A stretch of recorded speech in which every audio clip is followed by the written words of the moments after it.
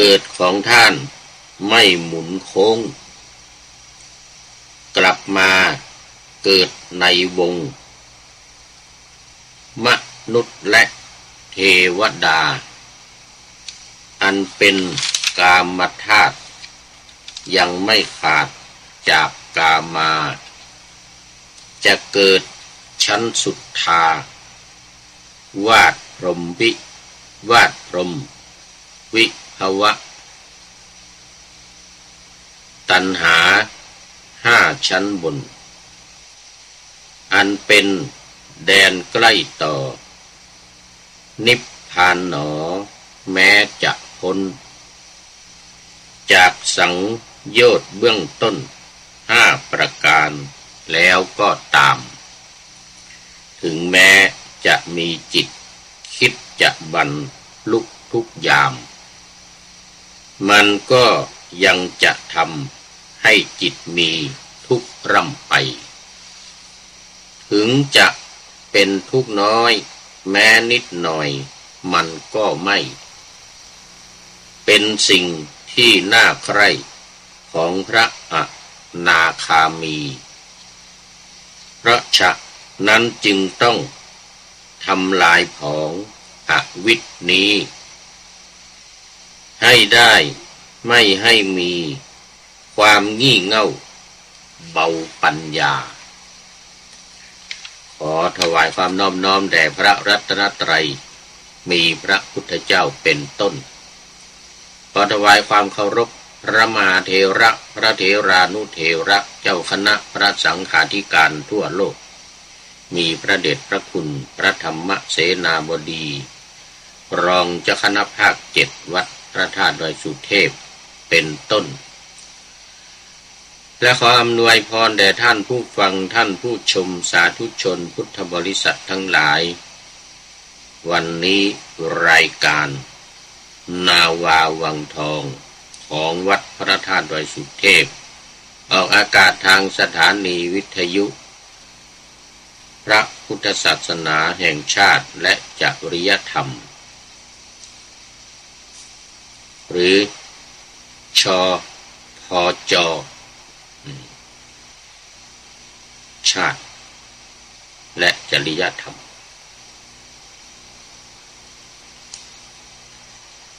วัดพระธาตุดอยสุเทพมีพ่อครูวันลบนามวงพรหมเป็นผู้อำนวยการ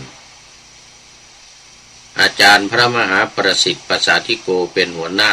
สถานีและอาตมภาพพระครูปริยัติยานุศาสตร์เป็นผู้บรรยายเป็นประจำในวันจันทร์ในวันศุกร์เสาร์อาทิตย์เวลา 7:30 นาทีถึง 8 นาฬิกาภาคบ่ายของวันศุกร์และวันเสาร์เวลา 13 ถึง 14 นาฬิกา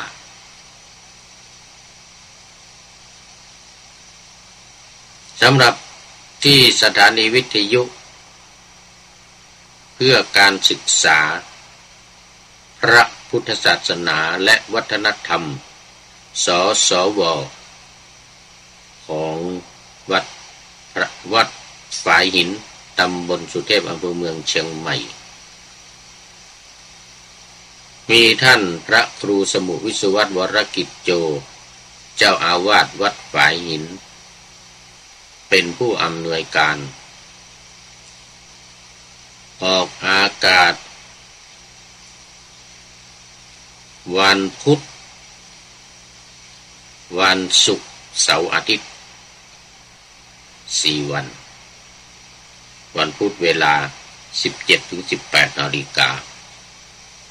วันศุกร์และวันเสาร์ออกเวลา 14 ถึง 15 นาฬิกาวันอาทิตย์เวลา 15 ถึง 16 นาฬิกาในก็ขอบคุณท่านผู้อำนวยการทุกๆสถานี สำหรับวันนี้ก็บันทึกเสียงล่วงหน้ามาจากวัดพระธาตุดอยสุเทพเยอรมันเหมือนเดิมเพราะว่าขณะนี้ยังอยู่ที่วัดพระธาตุดอยสุเทพเยอรมนี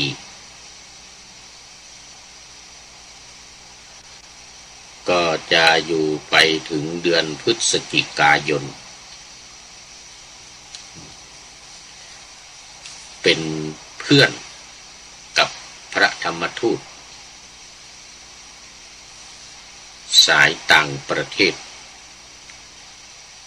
เมื่อต้นเดือนนี้ก็กลับไปรูปหนึ่งคือท่านพระครูวิมลรัตนวัฒน์หรือหลวงพี่โจวัดพวกช้างเจ้าคณะตำบลหายยาเขต2กลับไปเมื่อวันที่1 เมษายนแล้ววันที่2ก็ท่านอาจารย์พระมหาสมชายธีระจิตโตวัดพรหมวงศารามกรุงเทพมหานครก็มาและจะอยู่ไปถึงวันที่29 พฤศจิกายนเป็นเวลา3 เดือนขาดไป2-3 วัน2 เดือนกว่าแล้วก็ก่อนหน้านั้นก็จะมีพระธรรมทูตที่พระเดชพระคุณหลวงพ่อจะส่งมาอีกในเดือนพฤศจิกายนนี้อีก1 รูปแล้วหลังจากนั้นเข้าพรรษาแล้วประมาณ15 วันหรือ20 วันก็ส่งมาอีกรูปหนึ่งในเดือน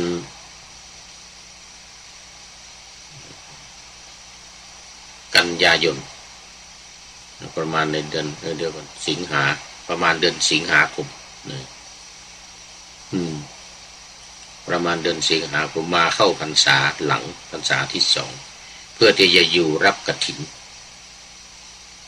ในเดือนตุลาคมออกพรรษาหลังจากออกพรรษาให้อยู่ได้ถึงเดือนตุลาคมให้มีวีซ่า3 เดือนสำหรับตอนนี้ก็มีผู้พูดกับท่านอาจารย์พระมหาสมชายธีระจิตโตในวันพรุ่งนี้ก็จะไปทำธุระไปดูแลวัดพระธาตุดอยสุเทพอีกวัดหนึ่งที่เซาวลันเมืองเฮอร์มาเมืองเฮอร์มาก็อยู่ใกล้กันนี่แหละไม่ไกลประมาณ 3-4 ชั่วโมงนั่งรถประมาณ3 ชั่วโมงกว่าซึ่งเป็นวัดพระธาตุดอยสุเทพเซาวลันอีกวัดหนึ่งอยู่ในภาคเดียวกันเนี่ยคือเซาวลันเหมือนกันแต่คนละเมืองไอ้นนเป็นเมืองเฮอร์มานี่เป็นเมืองฮิวชินบักเมืองซีเกนจังหวัดซีเกนเอาละตอนนี้ก็เข้ามาสู่เนื้อหาสาระของธรรมะกันเพราะว่า FC ทั้งหลายก็คงเข้าหลับเข้านอนกันแล้วตอนนี้มันดึก11:17 นาที5 ทุ่ม17 นาทีก็หลับไปพูดอยู่คนเดียวนี้ก็ได้ วันพรุ่งนี้เอาไปเปิดตามเวลาในวันที่26ตอนนี้ต้องทำตุนไว้26 27 28ตอนเช้าเลยทีเดียวเพราะว่าไม่อยู่วันที่26 27ไม่ได้อยู่ไปวันที่27ก็จะไปร่วมงานมหากฐินที่วัด พุทธปิยวรารามพุทธปิยวรารามยังมีมาอยู่คุณโยมพนมเคารพรักยังไม่นอนนะสาธุสาธุนอนไม่หลับครับมันร้อนโอ้ทำยังไงเนี่ยมันร้อนต้องเอา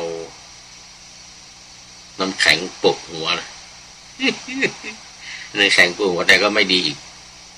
ต้องรักษาสุขภาพ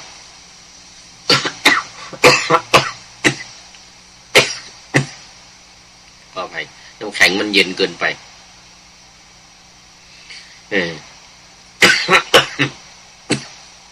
เหมือนที่นี่ตัวนี้เย็นลงแล้ว8 องศาเดี๋ยวคืนนี้จะลงต่ำสุด8 องศาสูงสุดวันนี้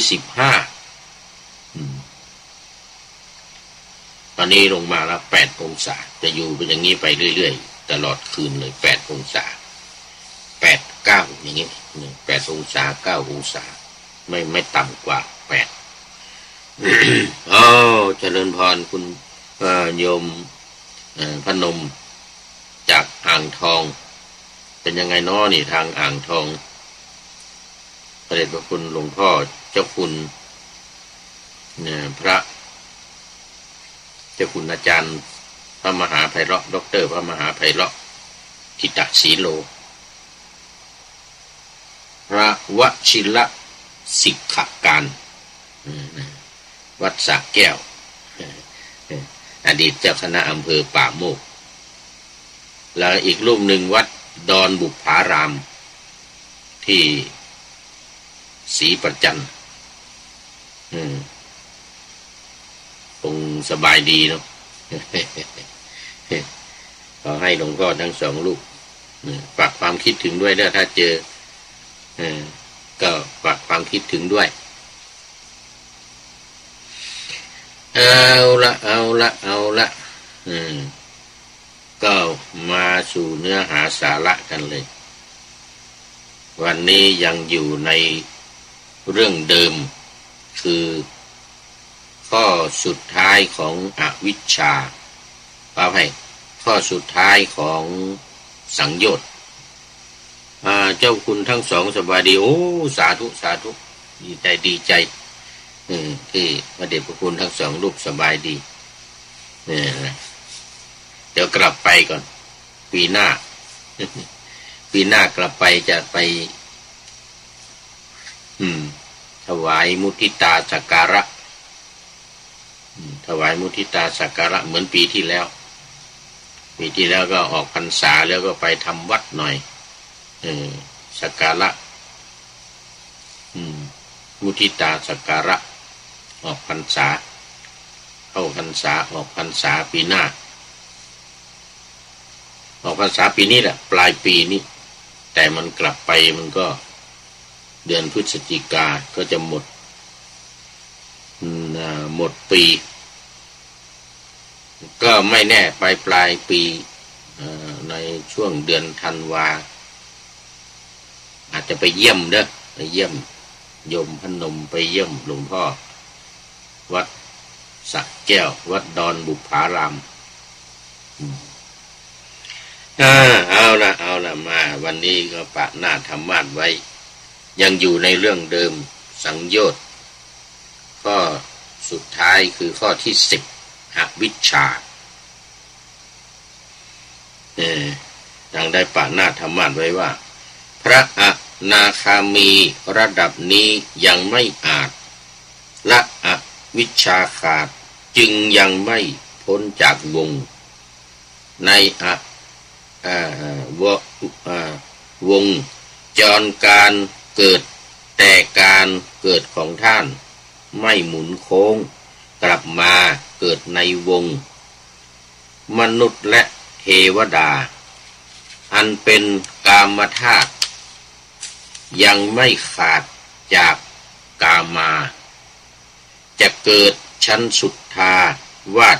พรหมวิภวะตัณหา5 ชั้นบน นเป็น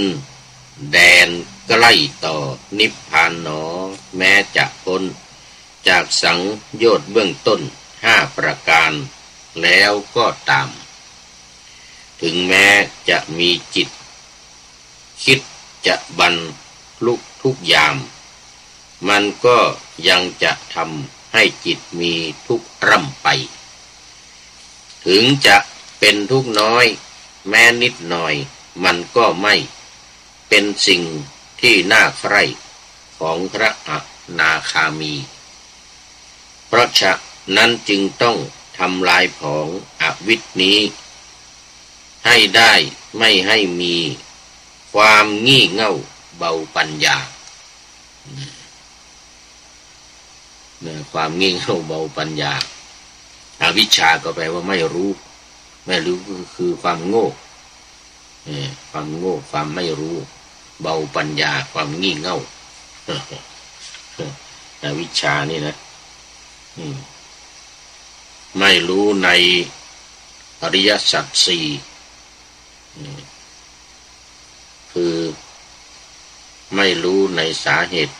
8ประการมีอยู่8อย่างที่ว่าไปแล้วเมื่อครั้งที่ผ่านมาไม่รู้8อย่างสุดท้ายมีปฏิจจสมุปบาทด้วยซึ่งเป็นหัวใจสำคัญมากความไม่รู้8อย่างนี้ถามว่าใครเป็นผู้ไม่รู้ใครเป็นผู้ไม่รู้ตอบว่าเราเป็นผู้ไม่รู้ไม่รู้อย่างไรตอบว่าไม่รู้ว่ามีตัวเราไหมในอดีตและมีตัวเราไหมในอนาคตและปัจจุบันนี้มีตัวเราจริงไหมไม่รู้ว่าทุกข์ติดอยู่กับตัวเราเหตุให้เกิดทุกข์คือความมีตัวเรามีตัวมีตนความดับทุกข์ได้เพราะไม่มีตัวเราการกำจัดทุกข์ได้ต้องกำจัดตัวเราไม่รู้ว่าเพราะอาศัยเหตุปัจจัยหลายๆอย่างปรุงแต่งกันขึ้นมาจึงมีตัวเรานี่คือสาเหตุที่สำคัญเพราะว่าถ้ายังยึดยังถือในตัวเราอยู่ซึ่งเป็นข้อที่1ของสังโยชน์นะสังโยชน์10ประการเนี่ยข้อที่1ก็คือสักกายทิฏฐิการยึดการถือว่ามีตัวมีตนยึดถือว่าเป็นของเรานั่นก็เป็นของเรานี่ก็เป็นของเราคุณพ่อก็เป็นของเราแม่ก็เป็นแม่เราลูกก็เป็นลูกเราเมียก็เป็นเมียเราผัวก็เป็นผัวเราอย่างเงี้ยยังยึดยังดึงยึดมั่นถือมั่นยังยึดกันอยู่ว่าเป็นเราเป็นของเรานี่ก็เรียกว่าไม่รู้ความจริงแล้วความจริงมันไม่ใช่ตัวเราไม่ใช่ของเราเราไม่ใช่นั่นไม่ใช่ของเราลูกเมียพ่อแม่พี่น้องญาติสนิทมิตรสหายปู่ป้าตาน้าอาตายายไม่ใช่ทั้งนั้นแต่ละคนนี่ก็มาชุมนุมกันมาประชุมกันแม้ในธาตุในตัวเราเนี่ยธาตุดินธาตุน้ำธาตุไฟธาตุลมอากาศและวิญญาณเนี่ยก็มารวมกันอยู่ที่นี่แล้วสมมุติขึ้นว่าเป็นตัวเป็นตนเป็นเราเป็นเขาประการสมมุติเนี่ยเรามันติดเรื่องสมมุตินี่เองเรามันติดเรื่องสมมุติคือเขาสมมุติให้รู้เท่านั้นชั่วคราวเท่านั้นเองสมมุติขึ้นชั่วคราวสำหรับที่ว่ามาก็คือเรื่องของพระอนาคามีในหนังสืออริยสัจภาวนาของท่านเจ้าคุณอาจารย์ต้นนี่ก็บอกไว้ว่าพระอนาคามีในระดับนี้ยังไม่สามารถทำลายอวิชชาได้จึงยังไม่พ้นจากวงจรการเกิดแต่การเกิดของท่านจะไม่หมุนกลับมาเกิดในภพมนุษย์และเทวดาอีกเพราะว่าเป็นกามธาตุ ธาตุที่ยังมีกามอยู่รูปเสียงกลิ่นรสโผฏฐัพพะกามคุณทั้งหลายกามคุณทั้งหลายยังมีอยู่แม้เป็นเทวดาก็ตามชั้นต่ำๆนะชั้นต่ำจากสุทธาวาสลงมาเทวดา16ชั้นเนี่ยตั้งแต่ชั้น11ลงมาถึงชั้นที่1เนี่ย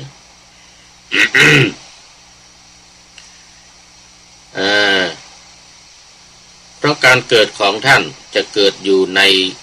สุทธาวาสพรหมคือผู้ที่มีวิภวตัณหาคือตัณหาที่อยากมีอยากเป็นยิ่งขึ้นไปอันนี้ก็หมายถึงว่าอยากจะไปเกิดเป็นพรหมอยู่ในชั้นสุทธาวาส5ชั้นแต่ในชั้น12ถึงชั้น16เลยอวิหาอัตตปาสุทัสสาสุทัสสีอาการนิฐาชั้นอาการนิฐาเนี่ยเป็นชั้นสุดท้ายชั้นที่16เรียกว่าใกล้นิพพานที่สุดใกล้ยังไงเพราะว่าถ้าเป็นพระอนาคามีก็ไปต่อยอดพิจารณามีขันธ์4ขันธ์นะมีเวทนาสัญญาสังขารและวิญญาณเนี่ยก็จะสามารถต่อยอดพิจารณาอุทธัมภาคิยสังโยชน์ในเบื้องบนได้ถ้ามีขันธ์เดียวไม่ได้หมดสิทธิ์เลยหมดสิทธิ์นอกจากว่าจะเกิดในพรหมชั้นต่ำลงมาในพรหมชั้นต่ำลงมา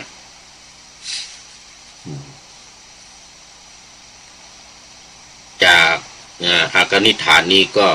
ลงมาในชั้นสุทัสสีต่ำจากสุทัสสีลงมาก็สุทัสสาสุทัสสีอาการนิฐานต่ำจากสุทัสสาลงมาก็อัตตปาอวิหาอัตตปาสุทัสสาสุทัสสีอาการนิฐาน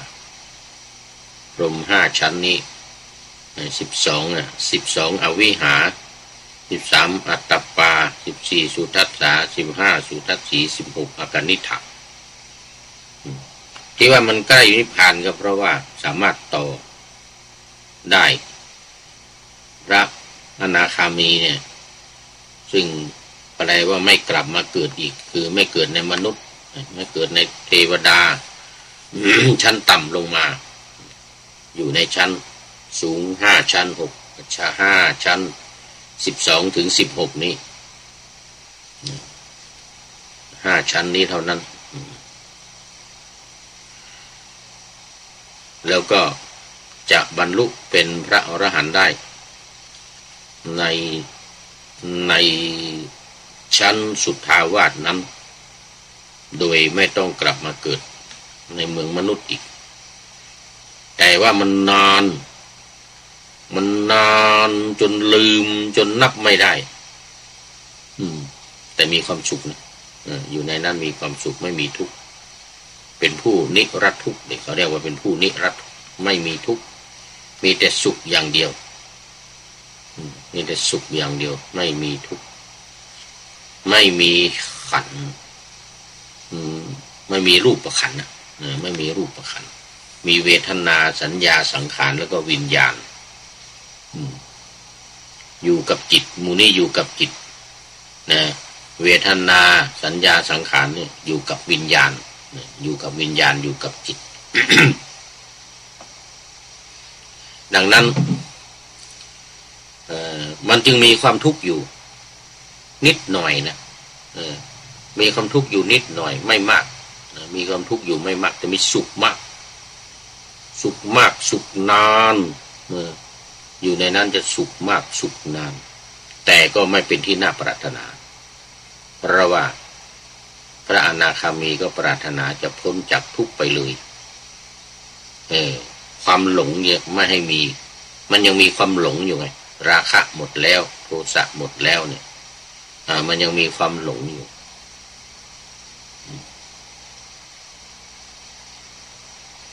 เพราะฉะนั้นจะต้องกำจัด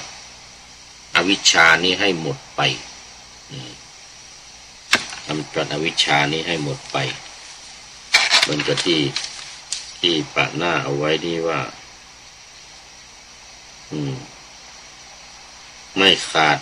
ยังไม่พ้นจากวงจรการเกิดวงจรการเกิดคือเกิดในชั้นพรหมเกิดในชั้นพรหมเกิดอยู่เกิดในชั้นพรหมชั้นสุทธาวาสพรหมก็มีหลายชั้นนะตามจากสุทธาวาสมาอีกก็มีอีกชั้นที่11ถึงชั้น7ตั้งแต่7ขึ้นไปถึงชั้น11 1 ถึง 6นี่ก็เรารู้จักกันดีชั้นที่7ขึ้นไปเนี่ยเขาเรียกว่าเป็นชั้นพรหม7 8 9 10 11ถึง16ถึง16เทวดา16ชั้นเนี่ยมีพรหมอยู่10ชั้นคือ11ถึง16 11ถึง16เดี๋ยวก่อน7ถึง16 1 2 3 4 5 6เนี่ยเป็นชั้นกามาวจรเขาเรียกว่าเป็นพรหมเป็นพระเป็นเทวดาชั้นกามาวจรยังมีกามอยู่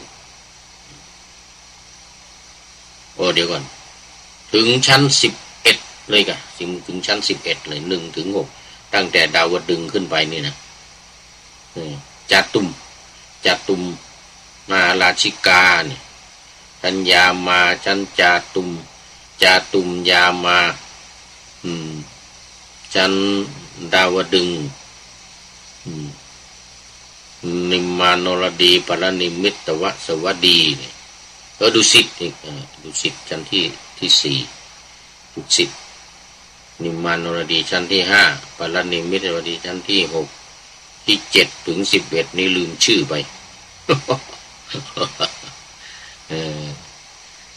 ชั้นพรหมทั้งหลายเนี่ยนะชั้น7ถึง11จะไปจำได้ก็12ถึง16เพราะมันเป็นชั้นสุทธาวาส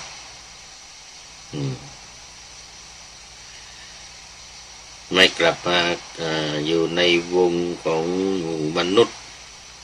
ซึ่งมันเป็นกามธาตุนี่ก็คือว่าเป็นไปในกามทั้งหลายรูปเสียงกลิ่นรสสัมผัสเนี่ยยังมีกามอยู่ยังไม่ขาดจากกามมาจะเกิดชั้นสุทธาวาสพรหมวิภวตัณหานี่วิภวตัณหานี่ก็คือว่ากามตัณหาความใคร่ในกามวิภวตัณหาความใคร่ในภพส่วนวิภวตัณหาเนี่ยความใคร่ในภพสูงขึ้นไปภพยิ่งขึ้นไปไม่อยากอยู่ในภพนี้แล้วแต่ว่าก็คืออยู่ออกจากภพนี้คือพ้นจากภพนี้แล้วก็ขึ้นไปสู่ภพสูงขึ้นไปเรียกว่าวิภวตัณหาคืออยากจะไปอยู่ในชั้นสุทธาวาสชั้นพรหมสุทธาวาสเนี่ยเขามีไว้สำหรับพระอนาคามีเท่านั้นนะที่ไม่เป็นอนาคามีนี่ห้ามขึ้นไปในชั้นสุทธาวาสตั้งแต่อวิหาอัตตปาสุทัสสาสุทัสสีอากนิฏฐาเนี่ย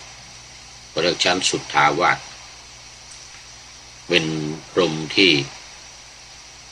ไม่มีเป็นอนาคามีสังโยชน์5ประการในเบื้องต้นสักกายทิฏฐิวิจิกิจฉาศีลพัตตปรามาสกามราคะปฏิฆะ5ข้อนี้หมดไม่มีเรียกว่าเป็นพระอนาคามีและสังโยชน์เบื้องต่ำ5ข้อได้ก็เรียกว่าโอรัมภาคิยสังโยชน์ในเบื้องต่ำส่วนในเบื้องสูงเรียกว่าอุทธัมภาคิยสังโยชน์และเบื้องสูงได้อีกก็เป็นพระอรหันต์อันเป็นแดนใกล้ต่อนิพพานหนอแม้จะพ้นจากสังโยชน์เบื้องต้น5ประการแล้วก็ตาม ถึงแม้จะมีจิตคิดจะบรรลุทุกยามมันก็ยังจะทำให้จิตมีทุกข์ร่ำไปมีทุกข์อยู่แต่มันทุกข์น้อยๆถึงจะเป็นทุกข์น้อยแม้นิดหน่อยมันก็ไม่เป็นสิ่งที่น่าใคร่ของพระอนาคามีเพราะฉะนั้นจึงต้องทำลายของอวิชนี้อวิชก็คืออวิชชาเนี่ยสะกดเข้าไปใส่การลันเข้าไปเป็นอวิชหรืออวิชคืออวิชชานี้ให้ได้ไม่ให้มีความงี่เง่าเบาปัญญานี่ก็ถือว่าเป็นชั้นสุดของอวิชชาถามว่าตัวเราเนี่ยมีจริงไหมตอบว่าตัวเราไม่มีจริงการที่เห็นว่ามีตัวเรานั้นเป็นความเห็นผิดของเราธรรมชาติของมนุษย์ไม่ชอบความไม่มีตัวตน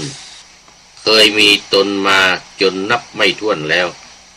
ความไม่ชอบการไม่มีตัวตนนี้แหละมนุษย์จึงแสวงหาความเป็นตัวตนโดยการยึดจิตขันธ์ห้าอันละเอียดไว้เป็นตัวตนของตัวเองจึงมีขึ้นเพราะอาศัยความมีตัวตน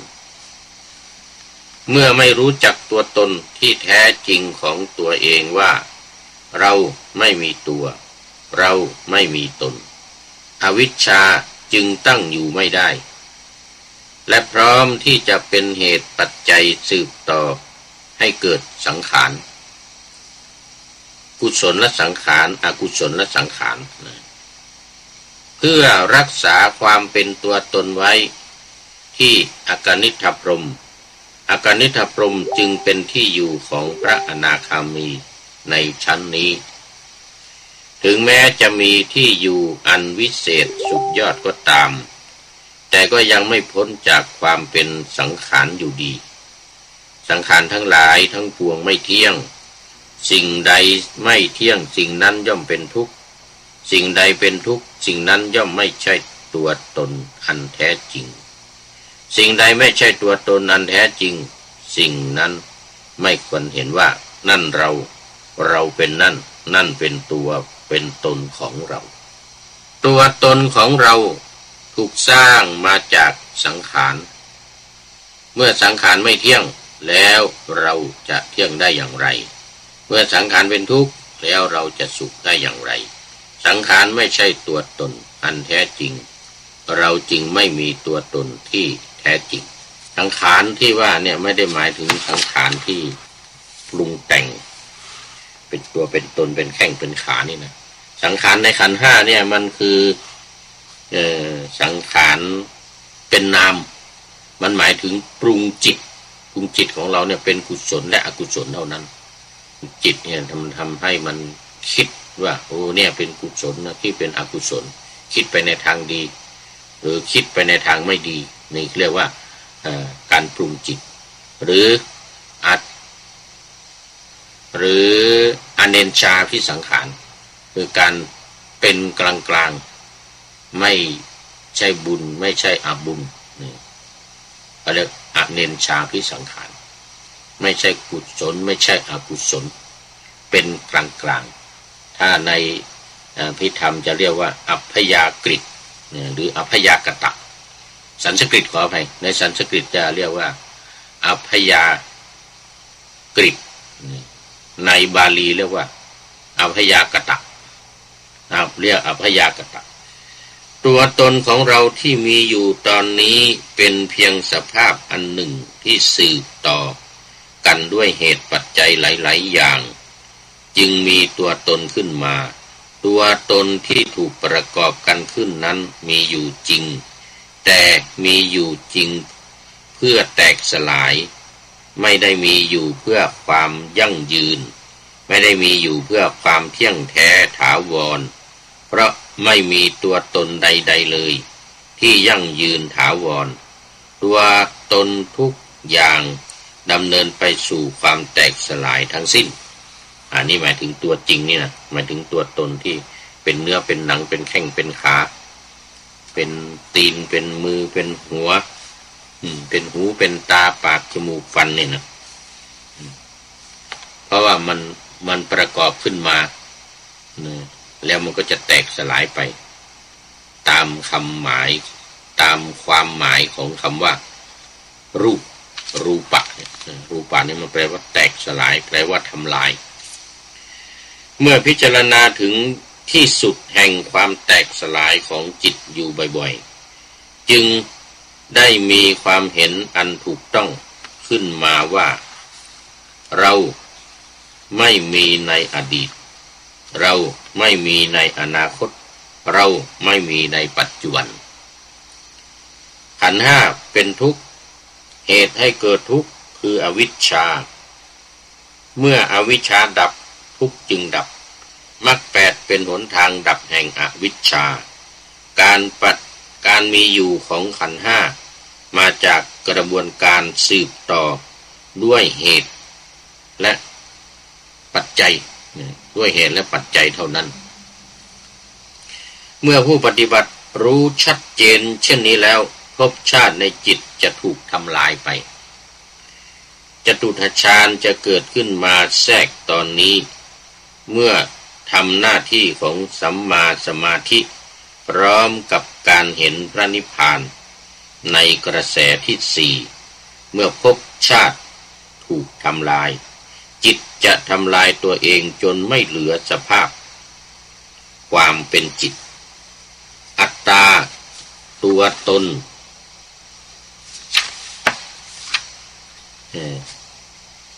ขันธ์ห้าที่จิตยึดถือครอบครองไว้มาอย่างยาวนานก็จะถูกสลัดคืนโดยไม่เหลือเปรียบเสมือนเปลวไฟที่ดับสนิทจิตจึงหลุดพ้นจากขันธ์ห้าแล้วรวมตัวกันธรรมชาติที่ไม่มีการปรุงแต่งเขาเรียกว่าอสังคตธรรมเป็นธรรมชาติดั้งเดิมเป็นธรรมชาติที่สิ้นทุกข์เป็นธรรมชาติแห่งบรมสุขเป็นธรรมชาติที่บริสุทธิ์หมดจดโดยแท้ผู้ปฏิบัติที่ปฏิบัติถึงที่สุดจะเข้าใจในเรื่องนี้อริยสัจสี่เมื่อดำเนินมาถึงที่สุดแล้วตัวอริยสัจก็ดับลงไป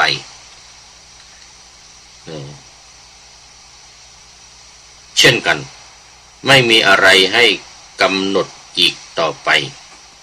เพราะทุกอย่างถูกสลัดคืนหมดทุกเหตุให้เกิดทุกความดับทุกทางปฏิบัติให้ถึงความดับทุกยังมีเพราะอาศัยขันธ์ห้าเท่านั้นเมื่อรู้ขันธ์ห้าชัดเจนแจ่มแจ้งแล้วและขันธ์ห้าถูกปล่อยวางไว้ตามความเป็นจริงจึงไม่มีกิจใดๆที่จะกระท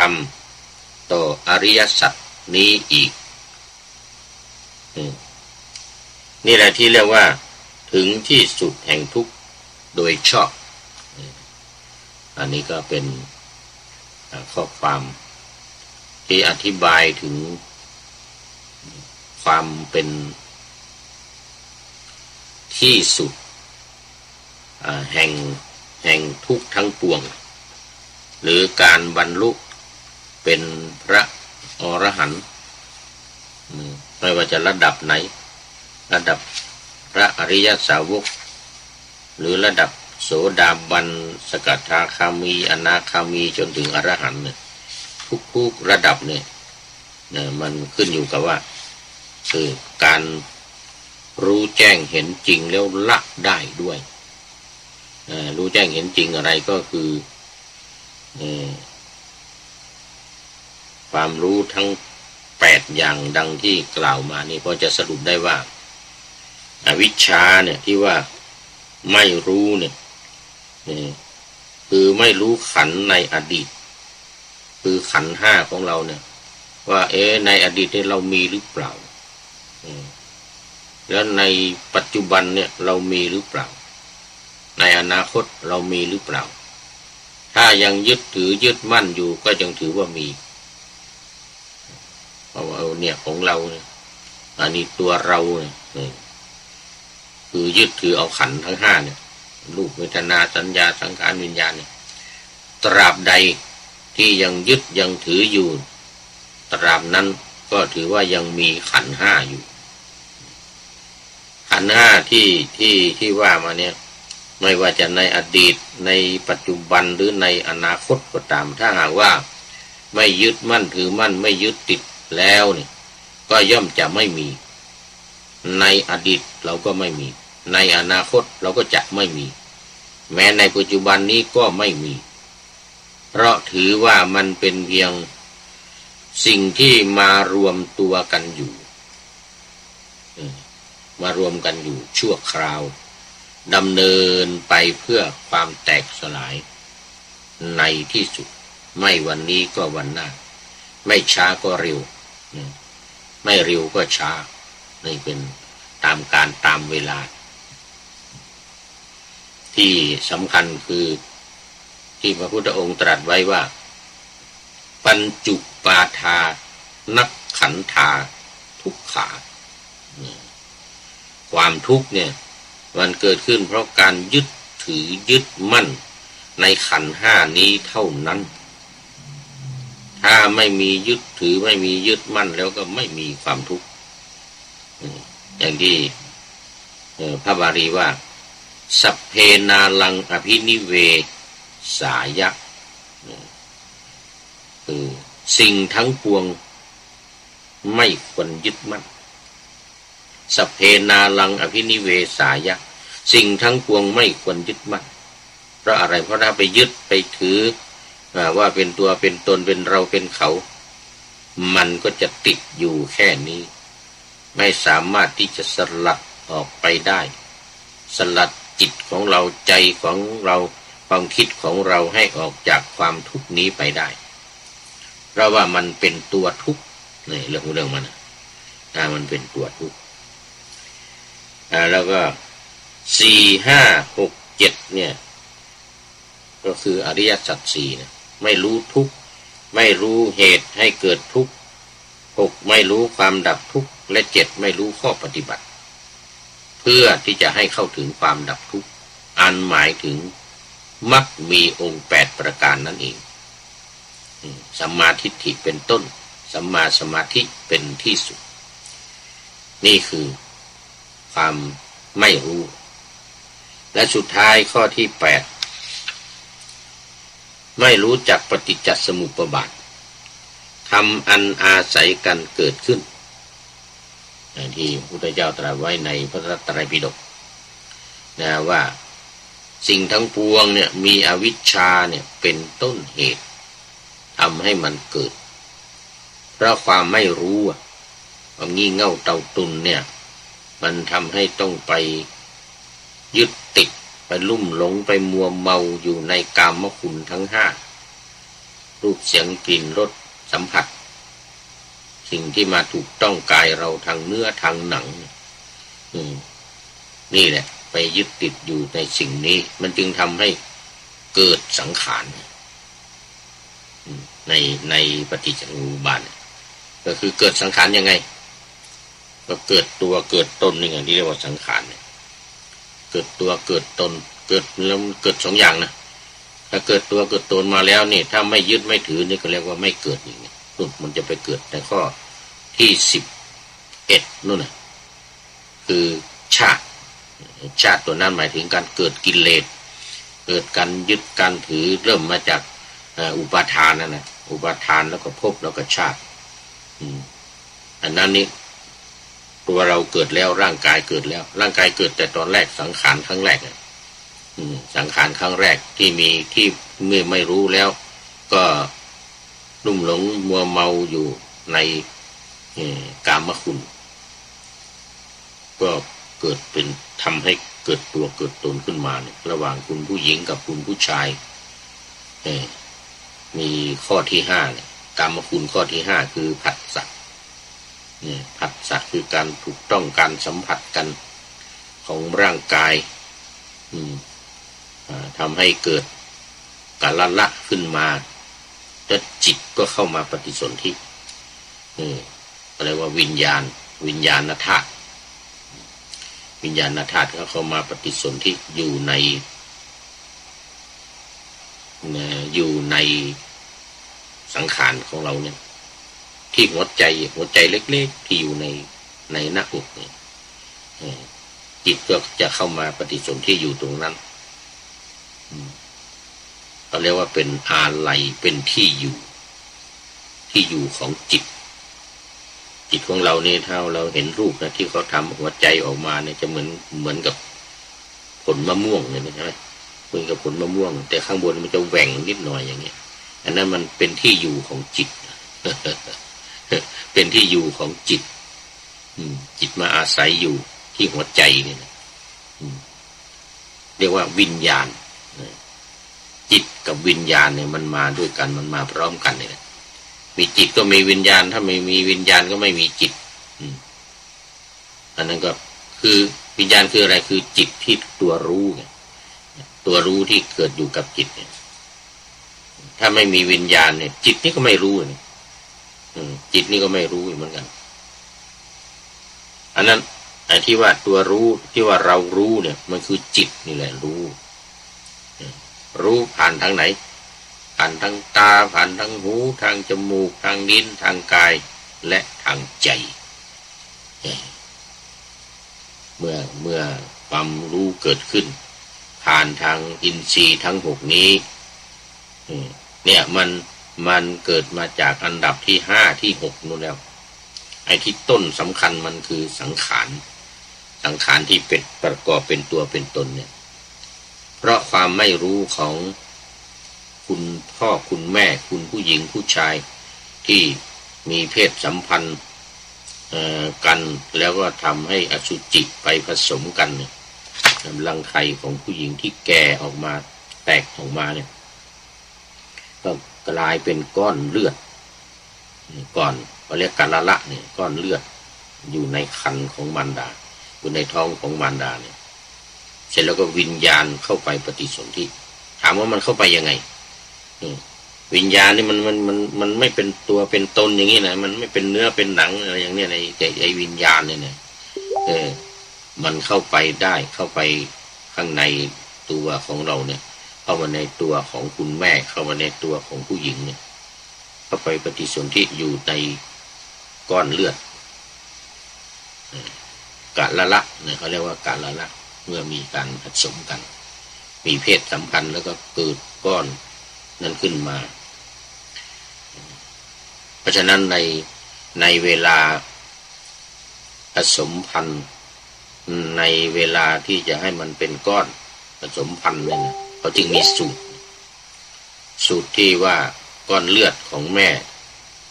ของผู้หญิงในรังไข่เนี่ยสุกก่อนสุกงอมแล้วก็แตกออกมาอันนั้นน่ะเข้าไปผสมตอนนั้นน่ะมันจึงจะเป็นตัวเป็นตนจึงจะเป็นก้อนกะละแล้วมีวิญญาณเข้าไปปฏิสนธิที่เรียกว่ามันดีไม่ดีวิญญาณดีวิญญาณไม่ดีวิญญาณมาจากสวรรค์วิญญาณมาจากนรกบางทีพ้นจากนรกมาใหม่ๆก็มาปฏิสนธินะมันยังเป็นวิญญาณที่ไม่ดีมันเพิ่งพ้นโทษออกมานะเหมือนกับคนที่พ้นจากคุกไปใหม่ๆเนี่ยคนออกคุกไปเนี่ยนะยังไว้ใจไม่ได้นะเช่นคนที่ฆ่าคนแล้วไปติดคุกเนี่ยนะพอออกมาแล้วเนี่ยจิตของมันยังจิตของคนที่ฆ่าคนเนี่ยมันยังเหี้ยมโหดอยู่มันยังเหี้ยมโหดอยู่ผู้นี้เคยไปอบรมนะไปอบรมนักโทษขั้นสุดท้ายเขาใกล้จะออกขั้นอื่นเขายังไม่ให้มาอบรมทำสมาธิพูดเสร็จแล้วให้ทำสมาธิภาวนาเนี่ยอบรมจิตเนี่ยคนที่เป็นนักโทษอุกชะกันนักโทษที่เหี้ยมโหดฆ่าคนเนี่ยนะไป ไปอบรมเนี่ยไปนำทำสมาธิภาวนาไม่สงบไม่ได้ทำไม่ได้เพราะอะไรเพราะความผิดเขามีเขาฆ่าคนมาเขาทำร้ายอันตรายแก่คนอื่นมาเนี่ยมันฝังอยู่ในจิตในใจในความคิดของเขาฝังอยู่ในความคิดในจิตในใจของเขาอยู่ตลอดมันได้ฆ่าคนนั้นฆ่าคนนี้ทำร้ายคนนั้นทำร้ายคนนี้แล้วก็ถูกจับได้สารภาพมาติดคุกเนี่ยจะกี่ปีก็ตามมันยังฝังอยู่ในใจจะให้ปฏิบัติเนี่ยไปเทศให้ฟังก็ไม่ฟังเนี่ยไม่ฟังเนี่ยในคุกเนี่ยเคยไปเทศเนี่ยบางทีมันนัดกันนะคือคนอยู่ในคุกในคอกเนี่ยนะเราไปเทศให้ฟังเราอยู่กันเป็นร้อยนะมัน อย่างนี้นะมันนัดกันหมดเลยนัดกันหมดแต่ก่อนพระจะเทศเนี่ยเขาบอกเดี๋ยวก่อนจะแฮมก่อนเลยนะจะให้ นี่แล้วต่อกันนี่นะแฮมนี่นะ อย่างนี้นะต่อกันนะเขาบอกว่าให้หมดก่อนเหมือนกันนะไปเต็มหมดเลยเป็นร้อยโอ้กว่ามันจะแอมเสร็จนะกระแอมเสร็จแล้วเราจะได้เทศเนี่ยใช้เวลาเป็น10 นาทีอันนั้นนี่มันยึกยักจำ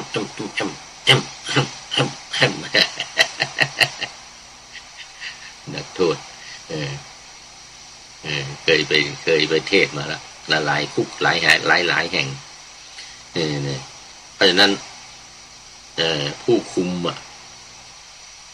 โดยเฉพาะอนุศาสตร์ที่อยู่ในคุกนะไม่ใช่คนติดคุกนะแต่ว่าเป็นคนไปสอนนักโทษเป็นอนุศาสตร์เขาเรียกอนุศาสตร์ประจำเรือนจำต้องคอยดูแลคอยคุม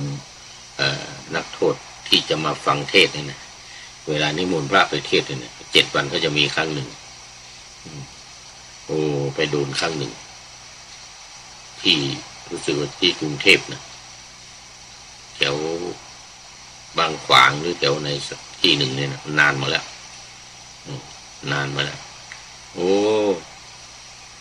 ตอนนั้นเรียนอยู่ที่มหาจุฬากรุงเทพวัดมหาธาตุก็อนุศาสตร์นี่แหละอนุศาสนาจารย์ที่ประจำอยู่เรือนจำเนี่ยมานิมนต์ไปเทศเนี่ยไปให้นักโทษฟังเพราะฉะนั้นในที่เชียงใหม่ที่คุกที่เชียงใหม่นี่เขาจึงจะคนที่อยู่เข้ามาใหม่หรืออะไรต่างๆนี่เขาจะยังไม่ให้ฟังเทศโดยเฉพาะเขาจะจัดให้คนที่ใกล้จะออกจากคุกคนจะพ้นโทษจะออกไปเหลืออีก7 วัน15 วันหรือ1 เดือนอะไรเงี้ยนะอันนี้จัดอบรมจัดให้เพื่อจะออกไปข้างนอกกลับตัวกลับใจให้ปฏิบัติธรรมสมาธินี่ไปอบรมไปพูดให้ฟังแล้วก็นำปฏิบัติคนปฏิบัติไม่ได้นี่ไม่สามารถปฏิบัติได้อันนี้มันอยู่ที่จิตมันยังฝังใจอกุศลนั้นมันยังฝังใจออกยากเพราะฉะนั้นการปฏิบัติเนี่ยเราจึงเน้นให้มีศีลบริสุทธิ์เพราะนั้นศีลบริสุทธิ์ก็มาจากการความประพฤติที่ผ่านมาเนี่ยลบล้างทำยังไงให้ไม่ให้ไปคิดถึงความชั่วความไม่ดีที่ทำมาที่ทำให้ศีลบริสุทธิ์ขึ้นมาได้แล้วเมื่อศีลบริสุทธิ์แล้วก็สมาธิจะเกิดง่ายเมื่อไม่มีสมาธิเมื่อจิตฟุ้งซ่านจิตที่นึกถึงแต่ความดีของเดี๋ยวความไม่ดีความผิดของตัวเองผิดศีลที่ตัวเองผิดมาเนี่ยมันก็ไม่สามารถที่จะสงบได้เนี่ยก็ไม่สามารถที่จะฟังเทศได้อย่างว่าไม่สามารถที่จะปฏิบัติได้นี่เพราะฉะนั้น ศีลจึงเป็นเบื้องต้นที่สำคัญที่จะต้องชำระที่จะต้องปฏิบัติเพื่อให้มันคลายมันจางออกจากความชั่วความไม่ดีทั้งหลายเนี่ยมาทำความดีมารักษาศีลเรื่องจริงเรียกว่ารักษาศีลให้มันเป็นปกติเอาแล้ววันนี้ดูไปดูหมดเวลาสังโยชน์ข้อสุดท้ายข้อที่10คืออวิชชาคืออวิชชาก็ละตัดออกไปให้ได้ให้หมดโอ้วันนี้คุณโยมพนมเคารพรักก็เป็นท่านสุดท้าย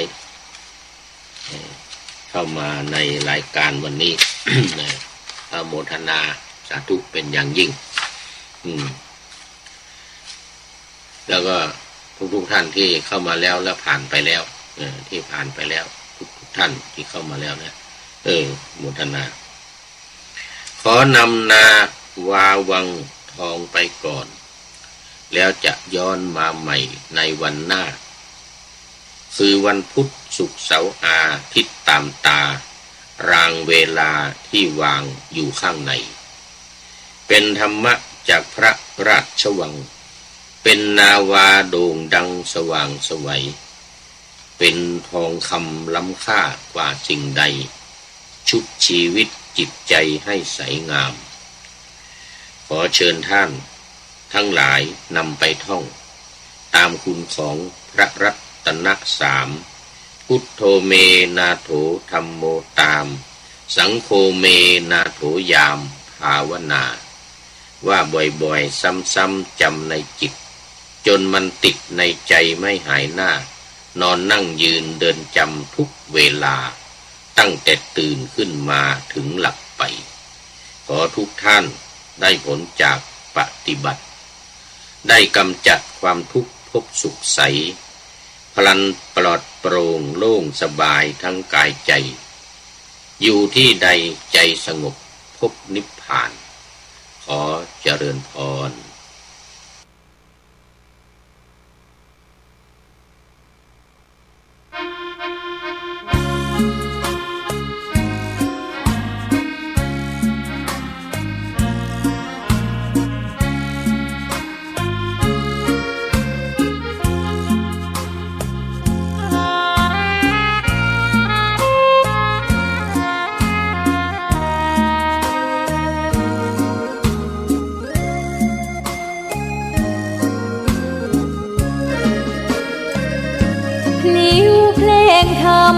ถูกถ้อยคำเข้าถึงจิตใจฟังรายการวิทยุเสียงใสส่งถึงใจไปสู่ปลายนาสารธรรมน้อมนำมองพระศาสดา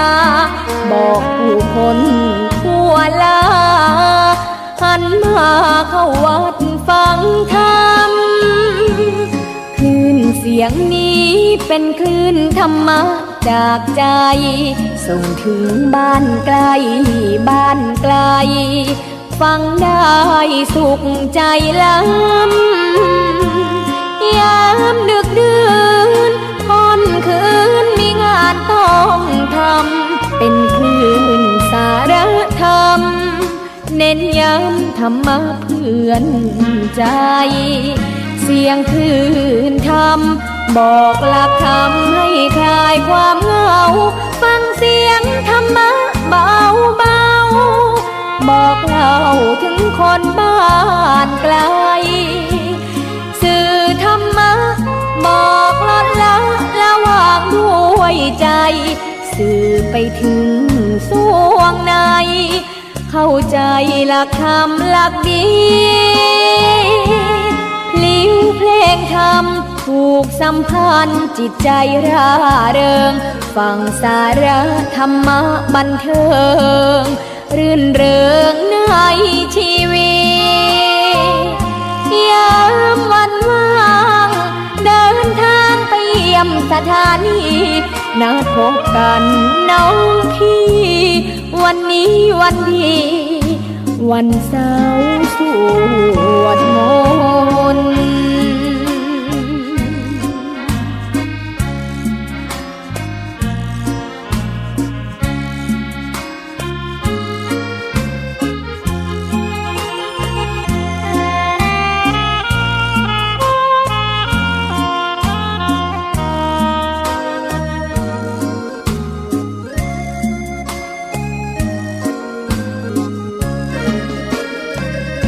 สียงคลื่นธรรมบอกหลักธรรมให้คลายความเหงาฟังเสียงธรรมะเบาเบาบอกเล่าถึงคนบ้านไกลสื่อธรรมะบอกลดละวางด้วยใจสื่อไปถึงสวงในเข้าใจหลักธรรมหลักดีพลิ้วเพลงธรรมผูกสัมพันธ์จิตใจร่าเริงฟังสาระธรรมะบันเทิงรื่นเริงในชีวิตยามวันว่างเดินทางไปเยี่ยมสถานีนัดพบกันน้องพี่วันนี้วันดีวันเสาร์สวดมนต์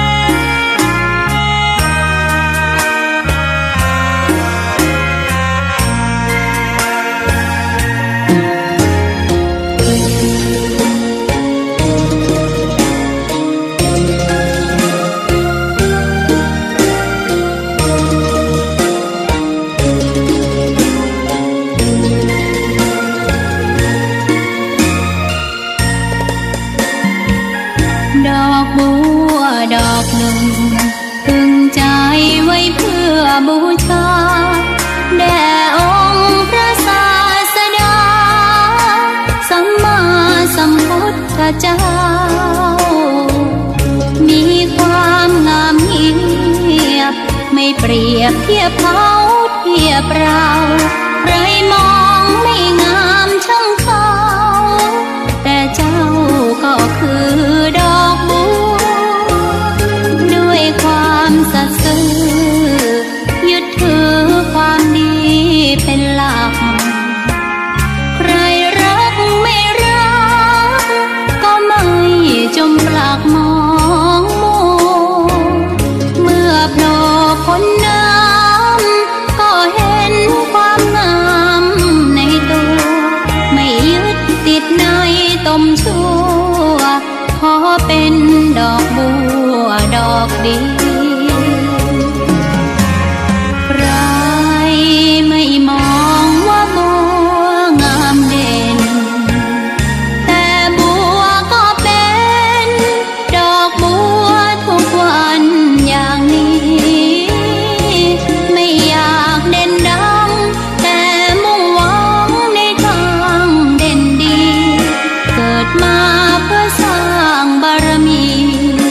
ถวายชีพนี้บูชา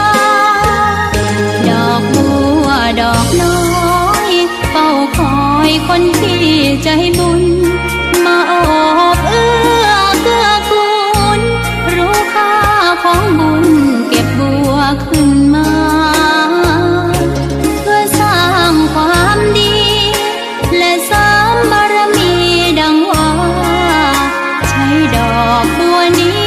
บูชาพระสัมมาสัมพุทธ